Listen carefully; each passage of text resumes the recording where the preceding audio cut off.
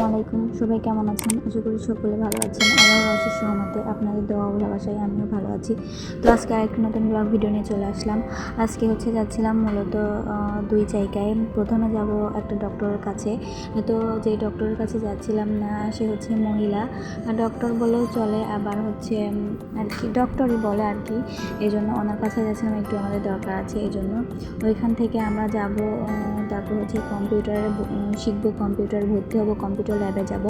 Computer শেখার জন্য আমি, আমার ননদ এবং আপনাদের ভাইয়া তিনজনই ভর্তি হব।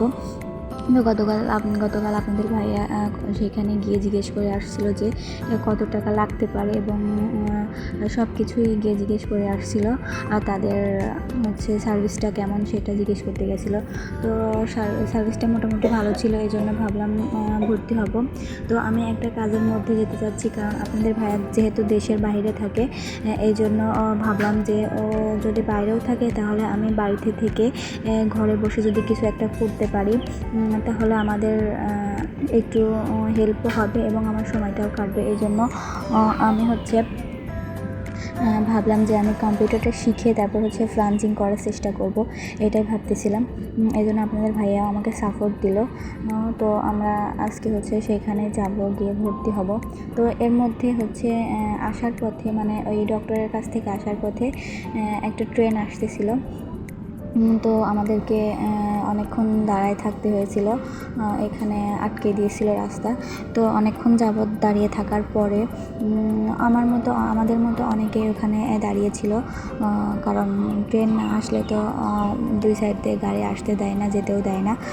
এরপরে এই তো ট্রেন চলে আসছিল, তখন এটা আপনাদেরকে দেখাবো। দেখুন, মনে হচ্ছে যে কত আস্তে ট্রেনটা যাচ্ছে, তাই না? কিন্তু আমরা যখন সামনে দেখতেছিলাম ট্রেনটা আসলে অনেক জোরে যাচ্ছিল। ভিডিওতে এরকম মনে হচ্ছে, কিন্তু ট্রেনটা আসলে খুব জোরে যাচ্ছিল। আমার ছোটোবেলা থেকেই ট্রেনের প্রতি একটা ভয় কাজ করে, কারণ আমি ছোটোবেলা থেকেই শুনি যে ট্রেনে শুধু লোক বেশি মারা যায়। এই জন্য ছোটোবেলা থেকে ট্রেনে খুব ভয় কাজ করে। এরপরে ট্রেনটা চলে গেল, তারপরে আমরা আবার আমাদের গন্তব্যে যাওয়ার জন্য প্রস্তুত হলাম। এরপরে আমরা যেখানে কম্পিউটার ল্যাব ছিল ওইখানে আসলাম। এসে ওনাদের সঙ্গে কথাবার্তা বলে ভর্তি হয়ে, মূলত আমরা অর্ধেক টাকাতে ভর্তি হয়ে গেছিলাম। তারপরে ওনারা বলল যে তাদের ক্লাস যেদিন থেকে শুরু হবে ওই দিন থেকে ফোন দিয়ে জানাবে, ওই দিন দিয়ে বাকি টাকাটা পরিশোধ করলে হবে। তো এরপরে আমরা টাকা দিয়ে ভর্তি হয়ে তারপরে বাইরে এসে কিছু খাওয়া দাওয়া করছিলাম। আমার খুব টক খেতে ইচ্ছে করছিল। তো আপনাদের ভাইয়া এখান থেকে আমাকে আমরা কিনে দিল। তো এই লোকটা আমরাগুলো মাখিয়ে দিবে। প্রথমে আমরাগুলো ছিলে, তারপর বয়ামের মাখিয়ে দিচ্ছিল। কিন্তু এই আমরাগুলো মানে যখন মাখাচ্ছিল তখন মনে হচ্ছিল কি যে খুবই হয়তো মজা হবে খেতে, কিন্তু যতটা ভাবছিলাম মজা ততটা না, কারণ আমরাটা টক ছিল। যদি একটু মিষ্টি হতো তাহলে হয়তো ভালো লাগতো, কিন্তু আমরাটা একদমই টক ছিল, এই জন্য হয়তো ভালো লাগেনি।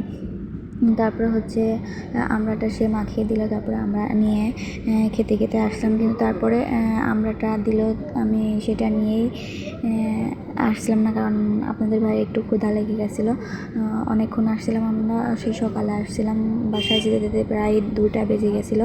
এই জন্য ও কিছু খেয়ে নিল, আমাকেও জোর করতেছিল, আমিও একটা চিকেন নিলাম, বাকিটা পুরোটা শেষ করতে পারিনি, একটু খেয়ে ওকে দিয়ে দিয়েছিলাম। তো আসার পথে আমি যে আমরাটা কিনেছিলাম সেটা খেতে খেতে আসছিলাম, কিন্তু আমরাটা তেমন একটা মজা ছিল না। তো আজকের ভিডিওটা এই পর্যন্ত। সবাই ভালো থাকবেন।